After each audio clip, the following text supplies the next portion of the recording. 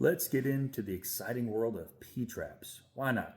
It's always a good time to learn a little bit of something about your house and how your plumbing works. And hey, the best customer is the educated one, so why not?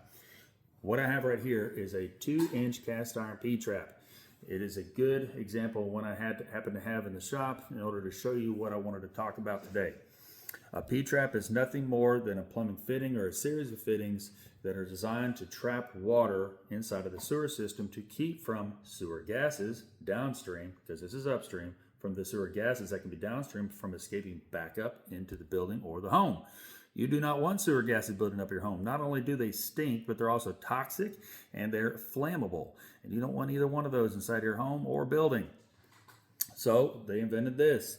For a long time, people had to deal with sewer gases building up inside of the buildings or whatever, and they had different kinds of measures in order to keep from that happening. They used to use baffles or whatever, but the best design and the one that is still used today is the P-trap. Why is it called a P-trap? Well, because it's shaped like a P when you hold it up like that, depending on how you're using your phone or how this is going to look at the end, but that's a P essentially. A lot of people call it a J-bend, U-bend, whatever. It all does the same thing.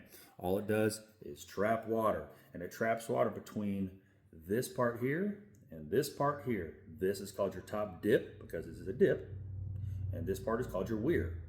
And that is the highest point that the water can get before it flows out. And that part between the top dip and the weir is called your trap seal, and that has to be a minimum of 2-inch vertical distance and a maximum of 4-inch vertical distance. A couple things I want to cover regarding that particular part. If you've ever had an issue with a smelly bathroom or inside of a restaurant or floor drains inside of a commercial kitchen or whatever, and you're noticing sewer odors, make sure your P-traps have water in them. A lot of times people have a bathroom they rarely use or a bathtub they rarely use, and over time the water that sits inside of there can evaporate. And when that water level evaporates down below here, below the top dip, then the sewer gases can escape back up into that room.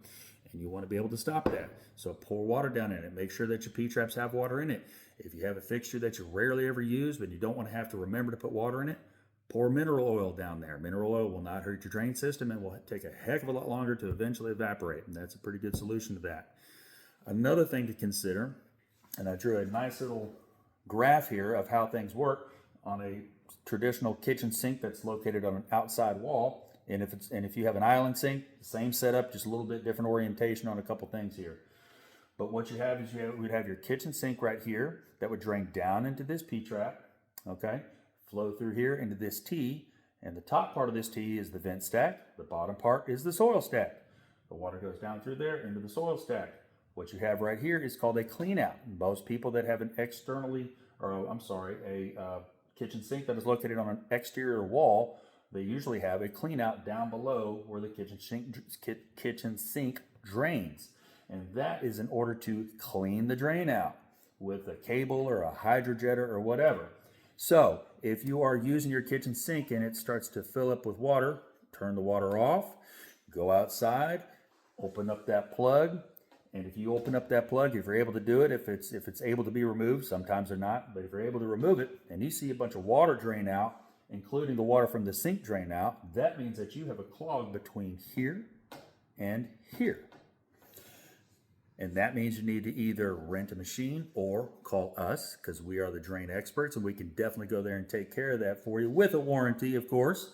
But hey, yeah, that's all you need to know. If no water comes out, that means you have a clog between here and here, and you might be able to just clean it out yourself. And you can just go get underneath the sink. First off, dump all the water out of the sink, get some buckets, get whatever, get all that water out of the sink. Do not undo that P-trap down below the sink without removing all the water, or you will regret that.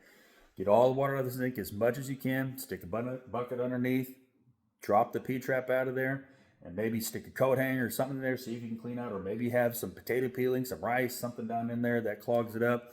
And that's all you got to do. But if it's past all that, that's when you need to use mechanical means or something else in order to unclog it.